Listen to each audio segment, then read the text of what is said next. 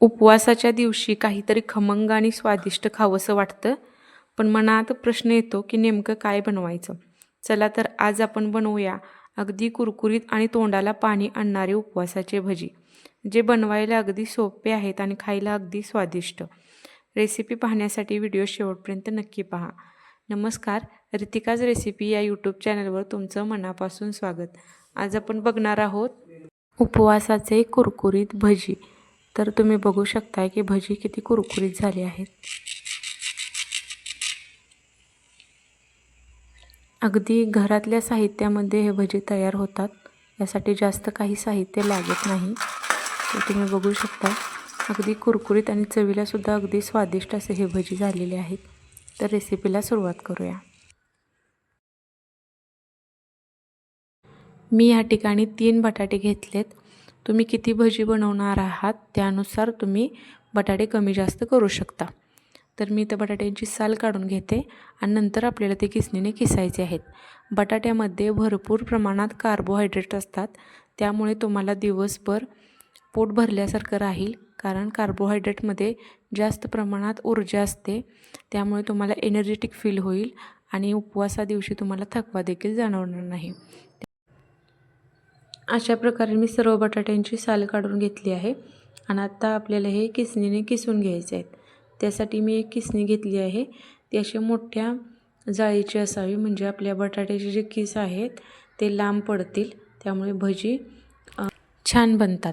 तर मी या ठिकाणी सगळे बटाटे या किसणीवरती किसून घेत आहे आणि त्यानंतर आपल्याला ते पाण्यामध्ये टाकायचे आहेत. तर बटाटे किसून घ्यायचे आणि थोडा वेळ आपल्याला पाण्यामध्ये ठेवायचे आहेत, 5 मिनटं. तर मी या ठिकाणी 5 मिनटं पाण्यामध्ये हे ठेवलं आहे आणि आपल्याला हे 2 ते 3 वेळा धुवून घ्यायचं आहे, म्हणजे त्यातला जो स्टार्च असतो तो सगळा निघून जातो.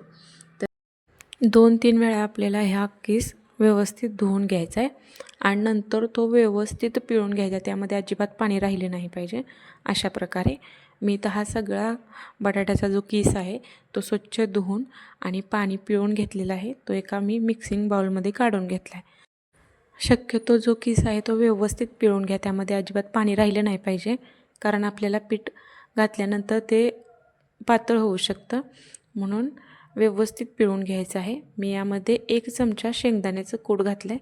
शेंगदाणे व्यवस्थित भाजून त्याचं कूट बनवून घेतलं आहे आणि हिरवी मिरची आवडीनुसार मी या ठिकाणी 2 हिरव्या मिरच्या बारीक चिरून घेतलेल्या आहेत. तुम्ही तिखट कमी जास्त करू शकता.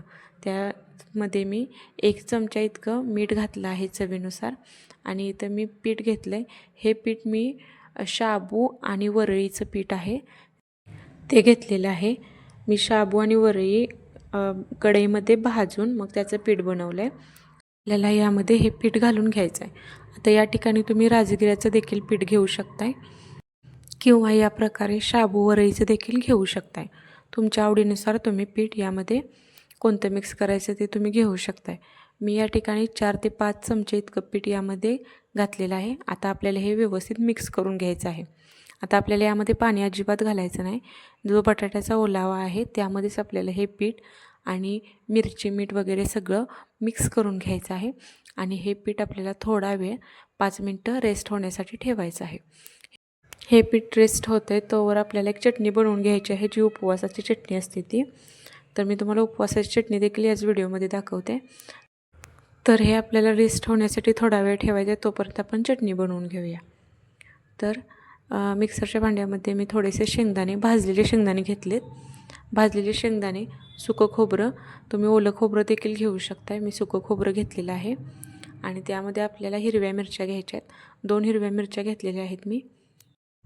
तुम्ही तिखट कमी जास्त तुमच्या अकॉर्डिंग घेऊ शकता. मी इथे एक अर्धा चमचा मीठ घेतलेलं आहे आणि आपल्याला हे मिक्सरमध्ये फिरवून घ्यायचं आहे थोडंसं पाणी घालून.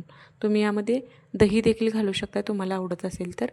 मी हे मिक्सरमध्ये व्यवस्थित बारीक करून एका वाटीमध्ये काढून घेतलं आहे.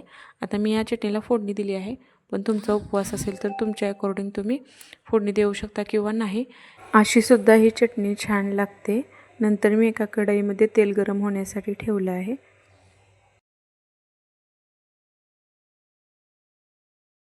लहान लहान आकाराचे भजी आपल्याला यामध्ये सोडायचे आहेत.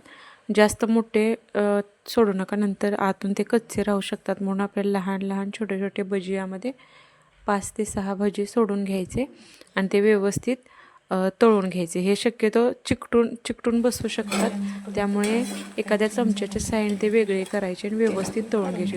तुम्ही इथं बघू शकता की भज्यांचा कलर किती छान आले आहे. अशा प्रकारे याचा कलर आला की एका ताटामध्ये काढून घ्यायचे. एकदम क्रिस्पी होतात आणि खायला खूप छान लागतात. अशा प्रकारे आपले हे भजी तयार आहेत.